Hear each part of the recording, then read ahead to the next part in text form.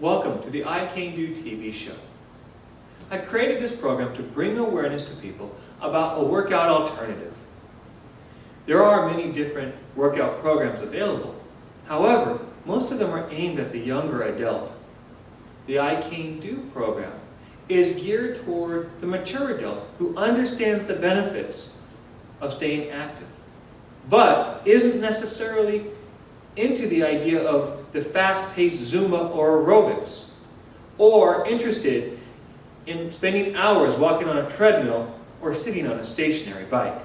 The I Can Do program will teach you how to use the walking cane as a tool for exercise and self-defense. The program will also introduce you to new ways of dealing with limiting thoughts, thus helping you to stay motivated to continue working out, which will enable you to maintain a great quality of life. While the I Can Do TV show is a great start, it isn't a replacement for quality instruction from a certified instructor. Now, let's get started. I want to quickly cover with you what we're going to do with the cane at points when we're not using the cane for exercises. And you would also use this at times whether you're in the store, even around the home, when you need both hands for doing something, but you want to keep your cane close to you. Your first choice is hooking your cane in your pocket, or hooking it in your waistband or your belt. And the reason for this is because if something does happen, and someone starts coming for you, you can grab for the cane immediately and be ready to deal with them. But at the same time, when you need your hands free, they're free. Think of it as the old West-style kind of quick draw of the pistol. It's the quick draw for your cane. Today, Bob and I have a special guest with us, Colleen, who will be helping us to demonstrate some of the activities throughout this episode. So let's get ready and let's start working out. Let's move on now to warming up our wrists. Let's go ahead and hook our cane in the belt or into our pocket. We're going to do a wrist stretch, so put your palm up, place your hand on top of the palm, put your thumb in the crease, and then you're going to bend your hand down. Now, if this is an intense enough stretch at this point, stay here. If not, then start to straighten your arm to intensify the stretch. What we're doing is we're stretching the ligaments in the wrist and the forearms. We want to, again, as I've said in many episodes before, be gradual, be gentle, especially on our wrist stretch. Now, we're going to hold this for about 30 seconds, and then we're going to switch it over. So the top hand's still doing the same thing. The only change now is the position the palm is down, and we're now getting this top part of the forearm and the wrist. Now, you may find, if you have arthritis in your wrist, you may find that this is painful in here. Stop where you feel the pain and just hang out there. Don't try and force past it.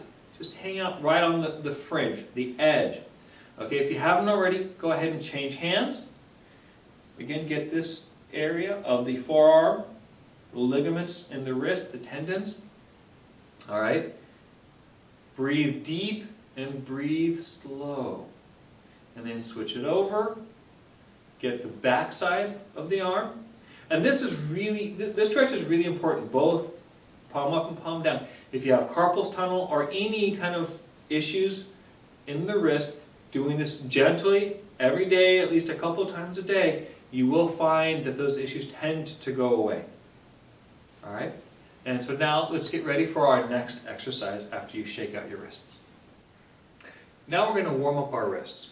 We're going to grab the cane in a mid-shaft grip, and we're going to do the single hand cane rotation. So we're going to start out, if you watch Bob here, where it's just palm up, palm down, up, down. Do not push past that at this point. You've got to give the muscles, you've got to give ligaments and the tendons the time to kind of get warmed up. So look at it as doing about 10, and then move your hand back to the elbow where you start to allow yourself to go deeper. Now, at home you may not be able to see this, but what's happening is Bob is allowing these 3 fingers to relax on the cane as he's doing the rotation. So he's still warming up the ligaments, but he's not over-rotating them. And he's helping to practice his ring that we've mentioned in past episodes. This ring is important because it's what you use to control your cane when you have to use your cane for self-defense. And now Bob's going to change hands, and he's going to do 10 with palm up, palm down, and then he's going to go back behind the elbow, and then eventually to the shoulder.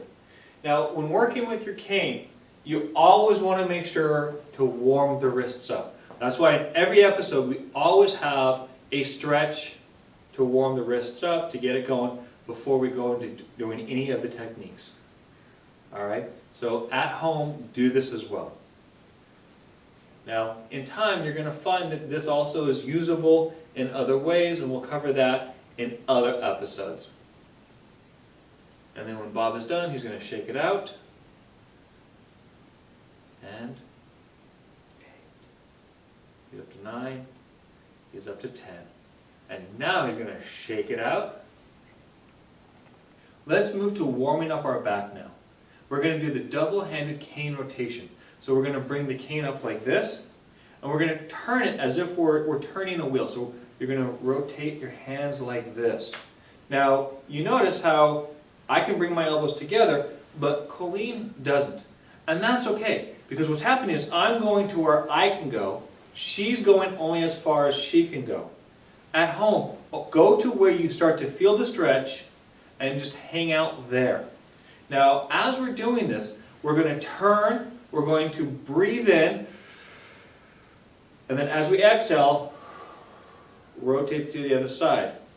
Now I'm going to have Colleen turn around, and as she's doing this, I want you to notice how as she breathes in, she expands her back with the breath, and then on the exhale you see her back get smaller. The idea is you're stretching out the back even more by getting a deeper breath. This helps you to get a better breath even while stressed. If you start chest breathing, okay, now turn around. The other thing to note is as you do this, you don't want your head to be leaning. You want your spine to stay straight, and you're stretching off of the straight spinal column. All right? It's a way of protecting your spine and keeping the back safe. And then slowly stop, release one of the hands, and shake it out. We're going to now warm up our spine with the twist. We're going to get our core going. So we're going to bring the cane up. We're going to have our feet about shoulders width apart, and we're going to start to turn. All right? Turning back and forth. Now, we do this twist in every single episode because it's very important. It warms up your entire core in one nice shot. Now, I do want to point out again that when we're doing the twist, we want the heel to rotate, to come up off the ground as we twist, because that allows us to follow through and protect the spine. We want to keep it protected. The idea is to not torque the spine, to twist it in any way. You're going to find that over time you're going to aggravate your back. You're going to cause yourself to have back issues if you do this exercise repetitively, but keep your heels planted. Okay? Now we can do it a little faster to really get the blood going, to really get the circulation going.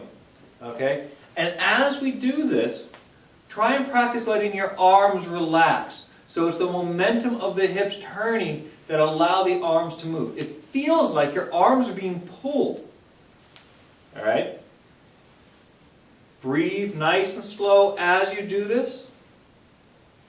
And then go ahead and you stop. Shake it out. We're now going to move into doing a leg stretch called the straddle twist stretch. Or some styles call it a karate stretch. All right? So what Bob's going to do is he's going to straddle. Okay? He's now going to bring the cane behind him and hold his arms in place. All right? In this position, he's not starting out as completely, totally wide as he potentially could go. He's starting out to where he starts to feel the resistance, and that's it. Then he's going to squeeze his legs. He's going to tighten all the muscles in his legs. He's going to hold this for a 10 count.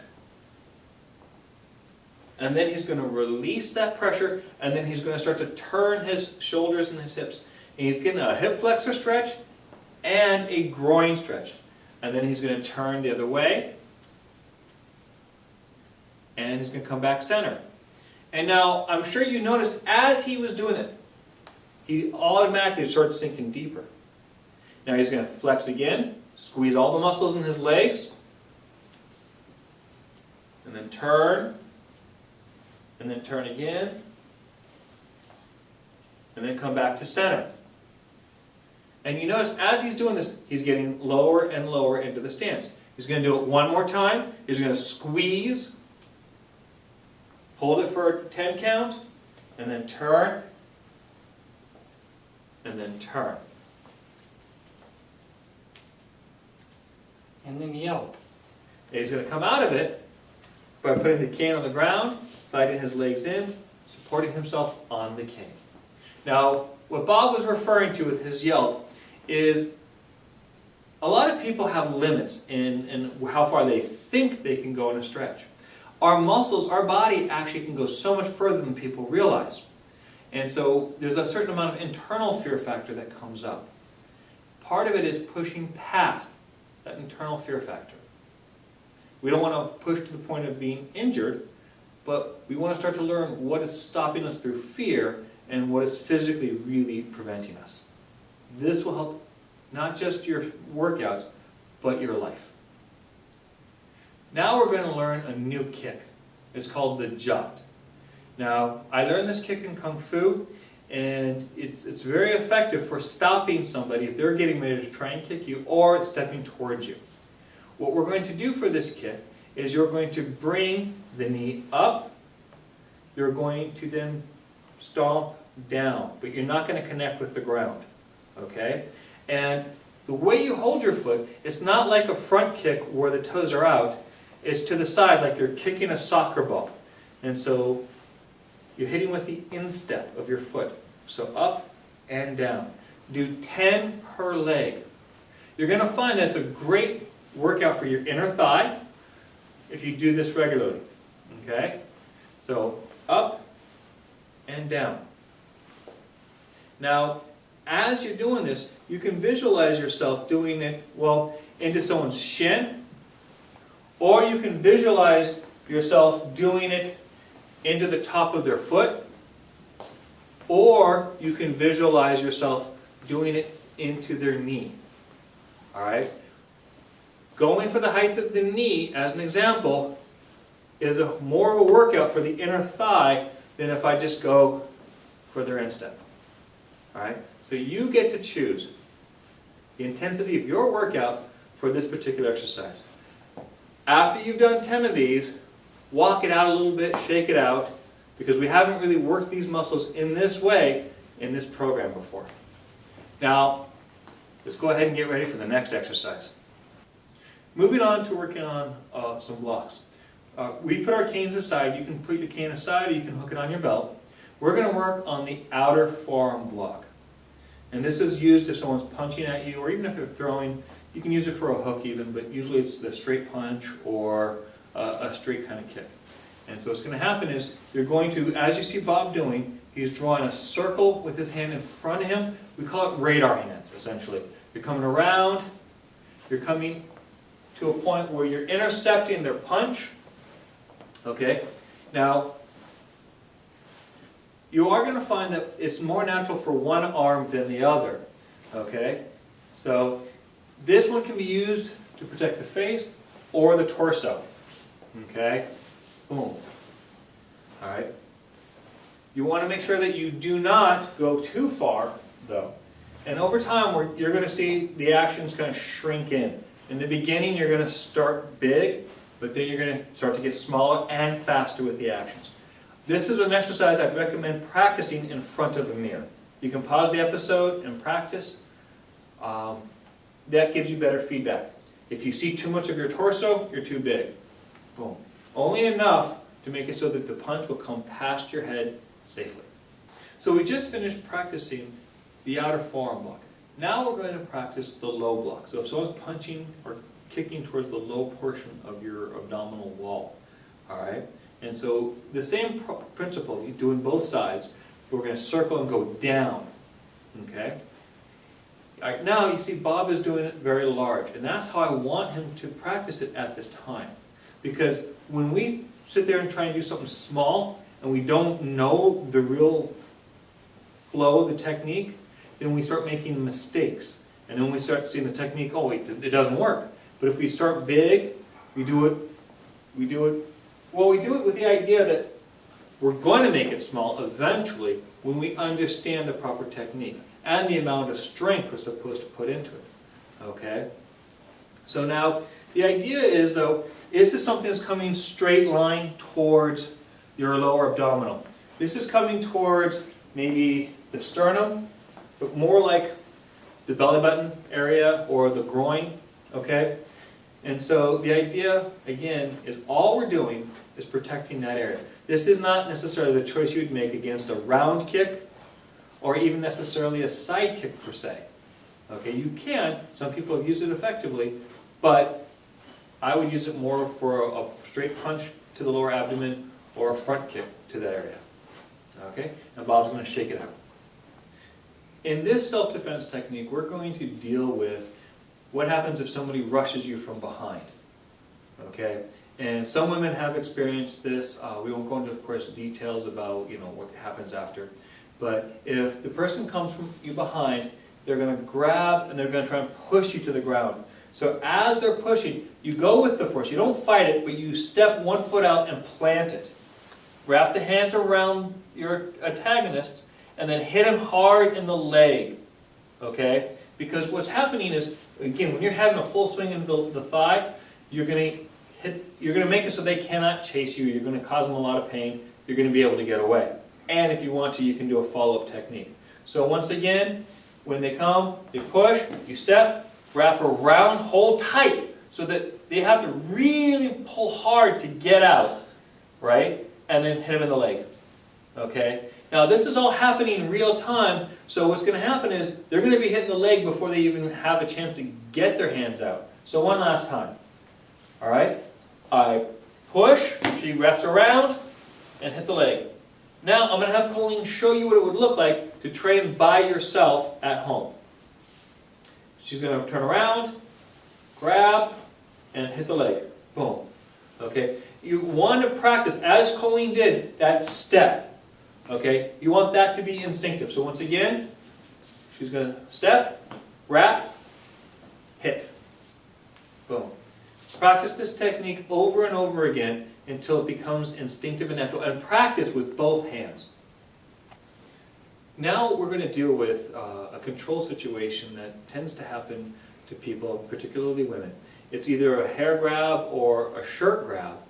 All right. Now I'm going to grab her uniform, but at home you can understand that it would be also usable if somebody grabbed your hair, trying to control you, pull you to them. The idea is the person's grabbing you and they're trying to pull you to them.